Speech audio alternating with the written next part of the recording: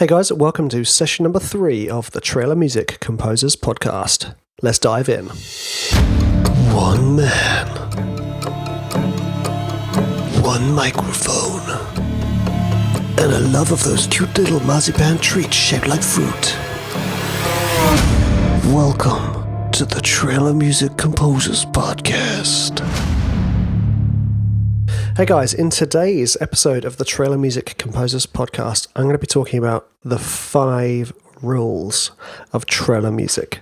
Now, obviously, if I say these are the definitive rules of trailer music, I'm going to get a few trailer music composers approaching me being like, Richard, there is no rule book for trailer music. And you're right, there is no rule book. Rule book.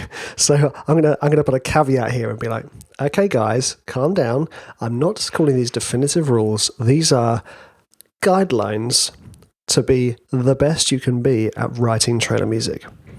So yeah, they're rules. So the reason I'm stating these rules to you is because I kind of think that more composers need to be more aware of what you're doing when you write trailer music. And the first big thing is that trailer music is not just epic music. Trailer music is music that is featured on film trailers. Yeah, duh, I know. Some people confuse the two. Epic music is a whole subgenre in and of itself. It's not just trailer music. It is obviously featured hugely on trailers for those huge cinematic Marvel, DC universe type things. But there is a whole bunch of worlds of trailer music out there. There's your stomp swagger drums, there's your comedy pizzicatos, there is your horror sound beds, there is your thriller. Whatever genre of film you're working in, you're going to then encounter a fellow genre of music that matches those films. Even pop has its place in trailer music. So I don't mean that like even pop, the dirty cousin of good music, because, I love a bit of cheesy pop. What I want to do here is clarify, just before we continue, when I talk about trailer music, I'm not talking about epic music. I'm including epic music when I say trailer music. Now, that's a really important distinction to learn. So when people come over to me and come to the trailer music school and they say, hey, I want to learn how to write trailer music. Now, let's be sure, you can write any type of music to go on a trailer. You just have to be very sure that you understand these 5 guidelines, these 5 rules I'm going to give you, because these 5 rules transcend all of the genres of music that fit on trailers and that go on trailers. And the successful tracks that are placed on trailers usually tick all of the 5 boxes. So let's continue with these 5 rules. Now, they're in no particular order, just in case you're wondering. So rule number 1, the first one, is to mimic the acts of a film when you're writing music for a film trailer. Now, I appreciate this, that some types of music doesn't go at parts of some parts of the trailer, because some parts of music doesn't fit Act 1, Speedcore metal doesn't fit the Act 1 feel. So I appreciate that. That's why when you are writing your speedcore metal trailer cue, you need to be aware that within that speedcore metal track, there may be scope for you to mimic the 3 acts of a trailer cue. Now, any of you who've done any of my courses, you will already know what the 3 acts are. Any of you who've studied any kind of screenwriting or film stuff will know, that's my technical speak coming out here, will know what I'm talking about when I say about the 3 acts of a film. And the 3 acts of a film generally are Act 1, introducing the characters and the world and the scenes, and the whole feeling of the film. Act 2, that's when the problems arise, and Act 3 is the climax and resolution. Now, usually in trailer music, you don't offer the resolution, so you're kind of climaxing. Not like that. Your music is climaxing at the end of Act 3, usually with a sense of tension. So that's, I'm sure I'm going to get some film buffs reminding me of the proper definitions, but that's generally it. Act 1, create the mood and introduce characters and themes, etc. Act 2, problems start arising. So you generally introduce pace or introduce weight or size or whatever it is. Something new happens in Act 2. In Act 3, that's when the fanfares start coming out, the big brass, the big strings, the jazz band, the full mood of the film is revealed in Act 3. So you need to make sure that your track mimics those acts. So say, for instance, I was writing a purely drum-oriented track for trailers, which I have done, and I do. I don't just write like a drum track that's just a massive fat beat with loads of variations of fills that last for 2 minutes. I make sure that it has 3 distinct steps in it. An introduction where I introduce smaller things. There will be a whisper of size. So, for instance, I might just have a clap going on in the background, or in the foreground, sorry. But in the background, there might be like a just to give it a bit more scale, just to kind of hint at something bigger in the narrative. Because often the trailers that use that type of drum track, i.e. like comedy action, you start off with 2 characters or 1 character, or you start off in the small. You start off in the details of the story, introducing your character. When I say details, so something small. So small instruments fit that. And then when Act 2 comes in, you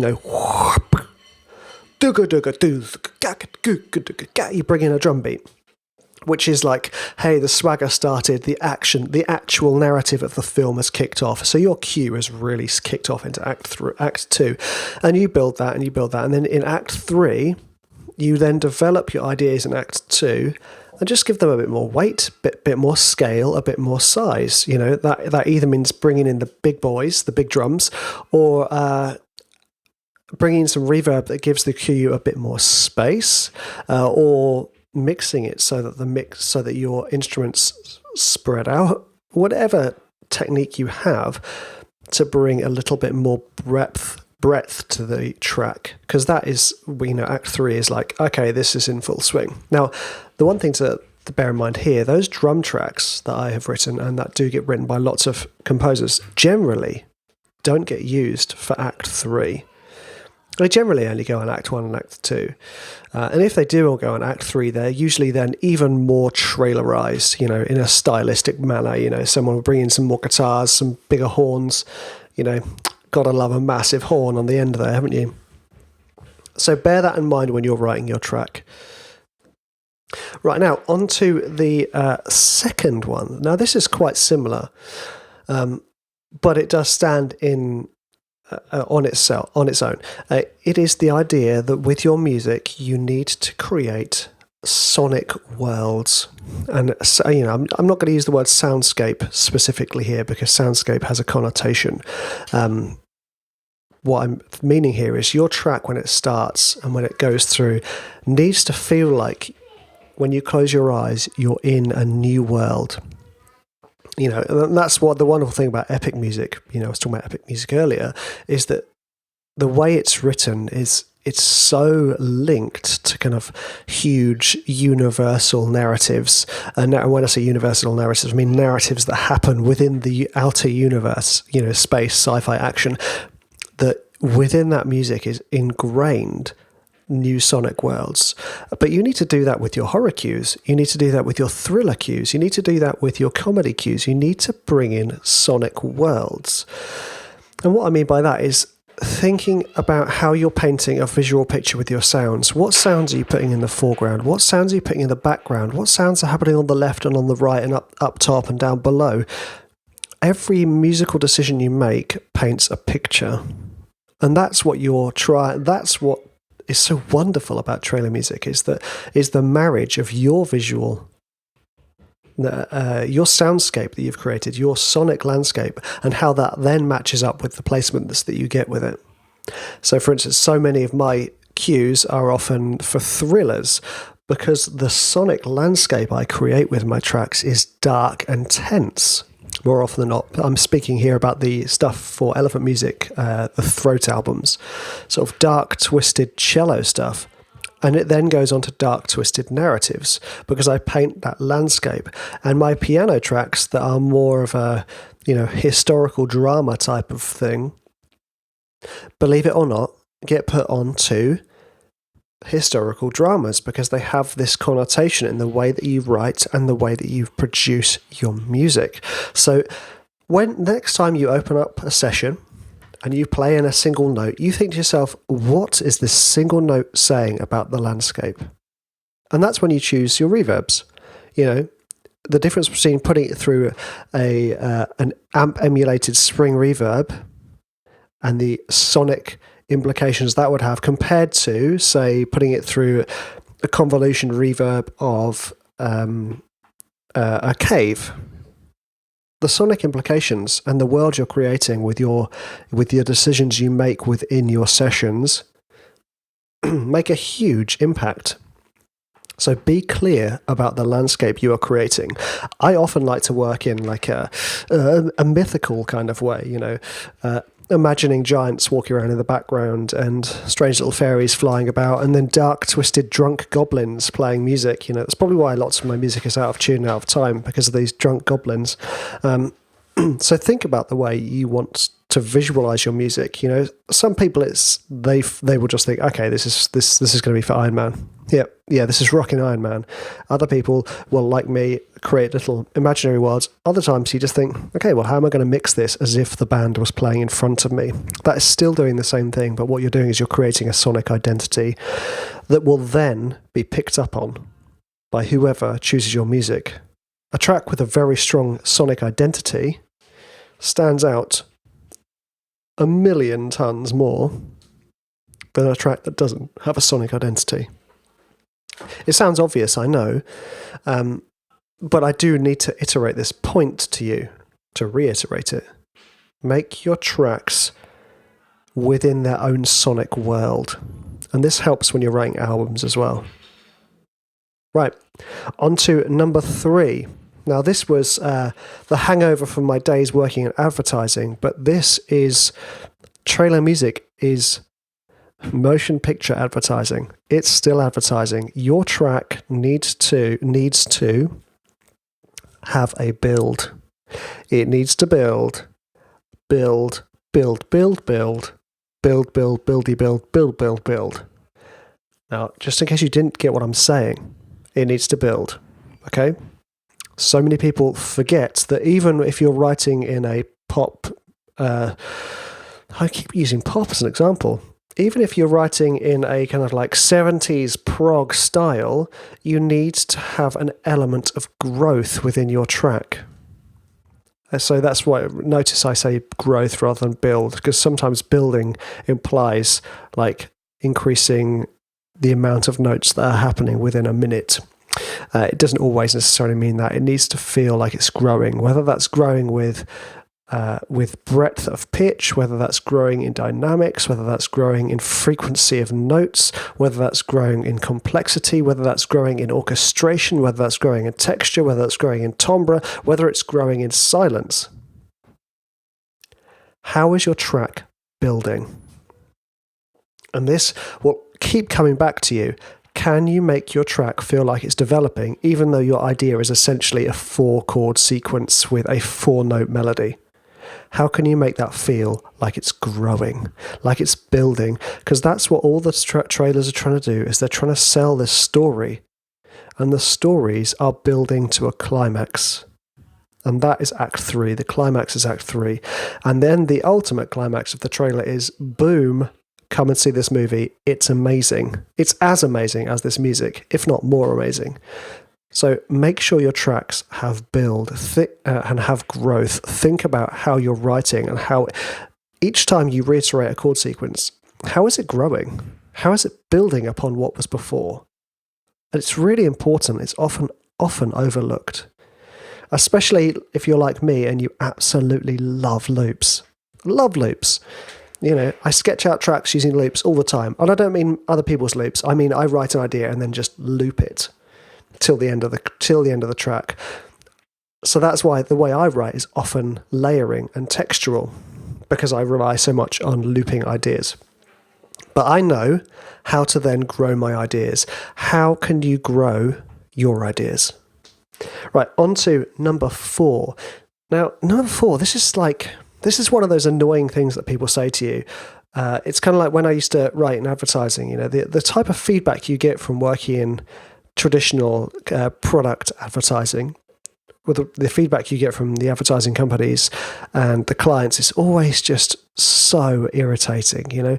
It's always so inane and almost useless. Like just because they feel like they're trying to give you feedback on something to give you feedback rather than actually being critical about what you're writing and how you can improve it. So it's kind of like, oh, you know what, your track just feels a bit too orange for me. Can you make it slightly more pink? Okay, that's interesting. So the thing here is your track needs to have impact. And yes, it is annoying when I say that, because how on earth do you make a piece of music have impact? And the thing you need to do is ask yourself a few questions. Now, when I've listened to a piece of music I like, why have I liked it? And I can guarantee you, because it has impacted you in some way. So for a good example being, I'm a big fan of Tool, and specifically their album Lateralus, and the opening track of that album is immense. It has such impact because of the build into the idea. Now, obviously, Tool are incredibly good at creating impact with their riffs, because their riffs are phenomenal and their writing is phenomenal. Making their drum, bass and guitar sound that big is no mean feat. But it has impact. Before the track even kicks off, you press play, you hear that lift sound going up and down, and it kicks off, and you go, wow, this is awesome. This captured me. In the same way that when I heard Buddy Holly by Weezer when I was a kid, yes, this has impact. There's something about it. And this kind of goes hand in hand with making sure that your track creates a sonic world and it has character. And the same, there's numerous examples of trailers that have created impact. For me, a good example would be the Infinity War trailer with Redshift on it, by Mark Petrie. That track has a huge amount of impact, and as did the trailer. So you can listen to those tracks. You say, well, what is impactful about this? What is it that captures me? Because usually the tracks aren't complicated. Not much of the music we listen to is complicated. It can be boiled down to the same chord sequences, the same melodies, the same rhythms. But there's something that is creating impact. Whether that impact is literally just a physical massive hit that then kind of hits you in the gut and makes you go to the toilet, or whether it's just this eerie sound, this wonderful eerie sound that captures you because it's created a sonic landscape. It's like someone snapped their fingers and you're there, like going back to that Tool song, the lift goes, snap, I'm there. Like the band are playing in front of me and it is awesome.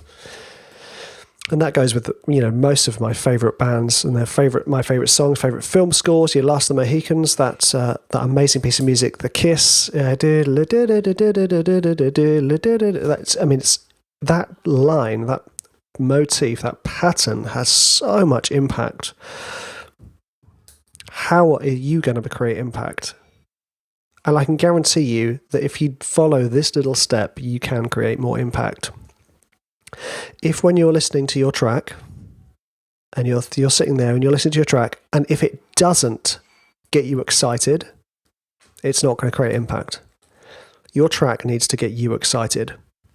You need to listen to it and you need to think, this is awesome. I love this.